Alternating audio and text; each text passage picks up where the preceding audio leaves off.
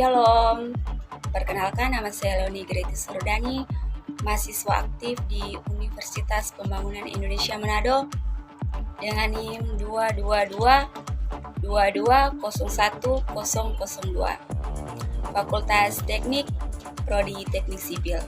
Di sini saya akan memaparkan materi Bahasa Indonesia yang sudah saya pelajari.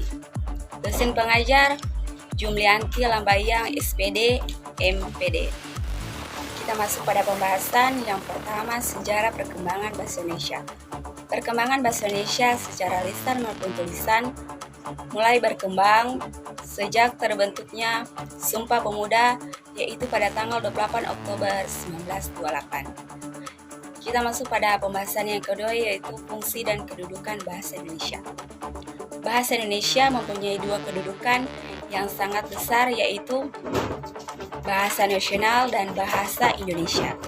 Di antaranya memiliki fungsi untuk mempererat hubungan antar suku di Indonesia. Kita masuk pada pembahasan yang ketiga, yaitu tentang ragam-ragam bahasa Indonesia. Di antaranya yang pertama, bahasa dialek. Bahasa dialek merupakan bahasa yang digunakan oleh sekelompok penutur-penutur bahasa yang mempunyai ciri-ciri relatif yang sama.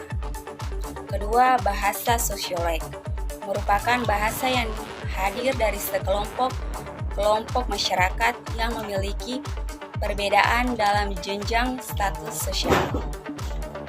Ketiga, bahasa fungsiolek merupakan bahasa yang sistemnya tergantung situasi.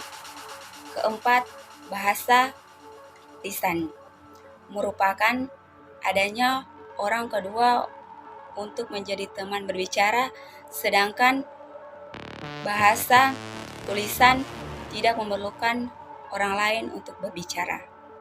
Kelima, bahasa baku merupakan bahasa yang pengucapannya sesuai dengan EYD atau ejaan yang disempurnakan, sedangkan bahasa tidak baku adalah bahasa yang tidak sesuai dengan EYD atau ejaan yang tidak disempurnakan. 4. Kalimat efektif. Kalimat efektif adalah kalimat yang dapat mengungkapkan gagasan sesuai dengan yang diharapkan oleh penulis dan pembicara. Suatu kalimat dapat dikatakan efektif jika si penerima pesan dapat menyampaikan kembali gagasan, pesan, perasaan, ataupun pemberitahuan sebagaimana yang dimaksud oleh pemberi pesan. Yang terakhir, paragraf. Paragraf adalah gabungan kalimat yang saling berhubungan dan menghasilkan suatu tema.